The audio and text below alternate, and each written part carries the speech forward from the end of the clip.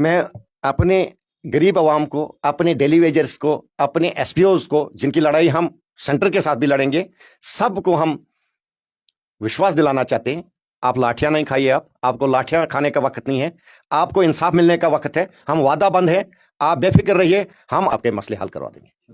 तो आप सभी लोग जानते हैं जम्मू कश्मीर में इस वक्त बजट सेशन चल रहा है और इस बजट सेशन की अगर हम बात करें तो हमारे साथ मुख्तलिफ पार्टियों से मुंसलिक एमएलएज ने सुबह से ही बात की, लेकिन इस वक्त हमारे साथ प्यारे लाल शर्मा जी हैं, इंडिपेंडेंट एमएलए हैं, इंडिपेंडेंट जो है वो जीत कर आए हैं। लेकिन मैं आपको बता दूं कि आज के दौर में ये हुकूमत का हिस्सा भी हैं। आज के हवाले से अगर हम बात करें, क्योंकि एक बड़ा डिसीजन जो है वो सामने आया, डेली वेजेस की बात करें, चीफ मिनिस्टर साहब ने कहा कि एक कमेटी फ्रेम की जाएगी, उसके बाद धीरे धीरे इन डेली वेजेस के मुद्दों को हल किया जाएगा। सर क्या कहेंगे, किस तरह से इस वक्त हाउस चल रहा है, किस तरह से इस वक्त पब्लिक के मुद्दे जो है वो उठाए जा रहे हैं, और आज के डेट में जिस तरह से डेली वेजेस पे अगर हम बात करें तो एक हंगामा भी हुआ, कल के रोज उन पर लाठीचार्ज भी हुआ, तो सरकार क्या कहती है? आपका बहुत बहुत शुक्रिया कि आप लोगों की आवाज़ बन के आते हो। मैं अपने सीएम साहब का बहुत बहुत शुक्रगुजार हूं कि जो हमने लोगों से वादे किए थे अपनी कॉन्स्टिट्यूंसियों में, अपने अपने डिस्ट्रिक्टों में, वो वादे आज उमर साहब ने उसकी बुनियाद डाली।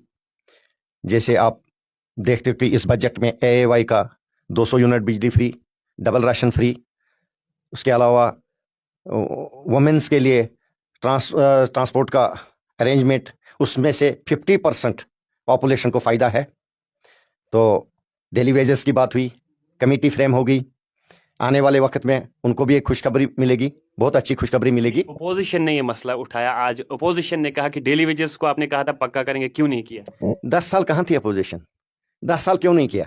आज उनको पता है उमर साहब करने वाला है, तो हम शोर उठाएं तो कम से कम हमारा नाम रहेगा। लोग जानते हैं, लोग पहचानते हैं, लोगों को पता है 10 साल इन्होंने क्या किया। अगस्त के महीने में डेली वेजरों ने बीजेपी के हेडक्वार्टर पे 4-4 महीने भूखे प्यासे रह के धरने दिए, तब इन्होंने कुछ नहीं किया। तो आज इनको तो पता है उमर साहब करने वाला है। तो मैं वादा करता हूं, ये सभी जो वादे हमारे हैं, डेली वेजेस के हों, फ्री बिजली के हो, फ्री डबल राशन के हों, बाकी जो मसाइल हैं, अनएम्प्लॉयमेंट के मसाइल हैं, टूरिज्म पे बढ़ावा देने का मसाइल हैं, जैसे हम ये पूरा करेंगे, जो ये आज बाहर निकलते थे ना, इनको लोग गलियों में आने नहीं देंगे।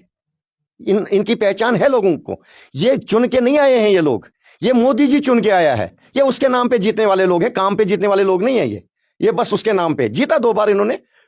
अगले आपने टूरिज्म की बात की, तो सीएम साहब हो या दीगर वुज़रा हो, टूरिज्म पे बताया जा रहा है कि हम ज़्यादा फोकस कर रहे हैं, लेकिन खतई चनाब की बात करें और ख़ास तौर से आपकी कॉन्स्टिट्यूंसी की बात करें, दीगर जिस तरह से डोडा, किश्तवाड़, बाकी इलाके हैं, उनके ऊपरी इलाके हैं, तो क्या उन्हें टूरिज्म मैप पे लाना चाहिए, क्योंकि वहाँ पोटेंशियल बहुत ज़्यादा है? 101%।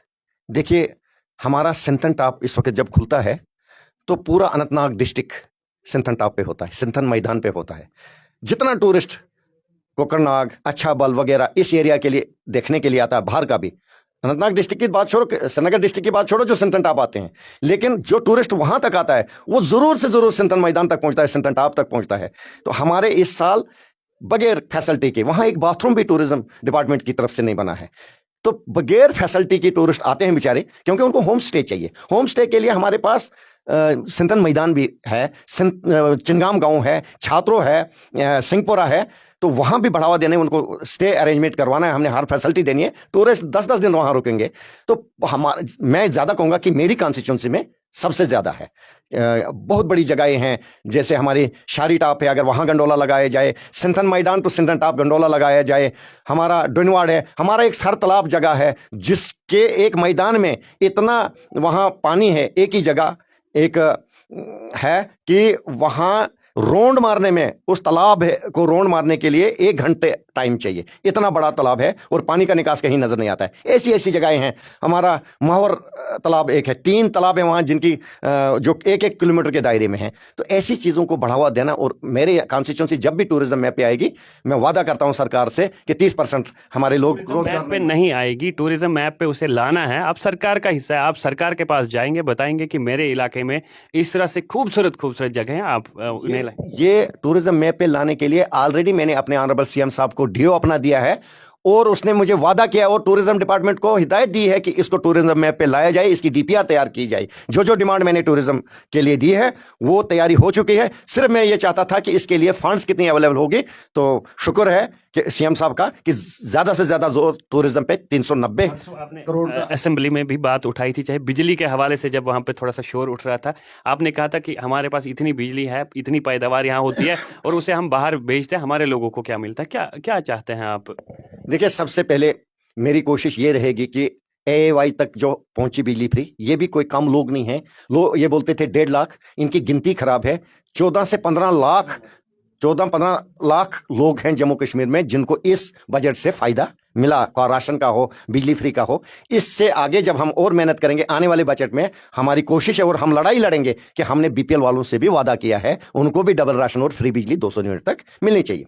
रहा सवाल चिनाबेली का, 5 से 6 प्रोजेक्ट हमारे हैं, इसकी लड़ाई हमने लड़नी है। मैं यही कहता हूं कि दिल्ली सरकार को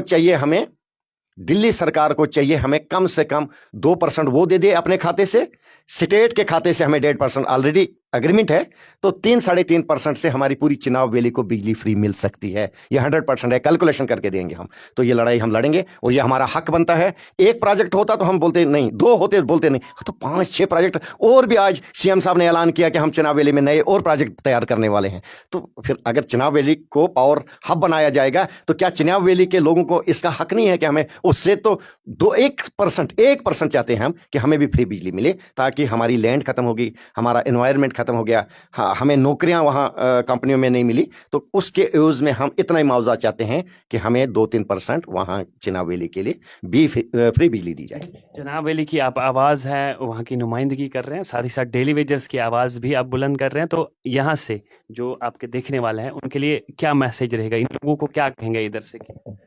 मैं अपने गरीब आवाम को, अपने डेली वेजर्स को, अपने एसपीओज को, जिनकी लड़ाई हम सेंटर के साथ भी लड़ेंगे, सबको हम विश्वास दिलाना चाहते हैं। आप लाठियां नहीं खाइए, आपको लाठियां खाने का वक्त नहीं है, आपको इंसाफ मिलने का वक्त है। हम वादाबंद हैं, आप बेफिक्र रहिए। हम आपकी लड़ाई लड़ने के लिए जो चुने 50-50 हज़ार लाख वोटर से जो चुन के आया नुमाइंदा है, समझो पूरा जम्मू कश्मीर आपके लिए लड़ाई लड़ रहा है बगैर अपोजिशन के। उनके 10 साल जो दिए थे उन्होंने कुछ नहीं किया। हम वादाबंद हैं कि हम सरकार से लड़ाई लड़के आपके मसले हल करवा देंगे।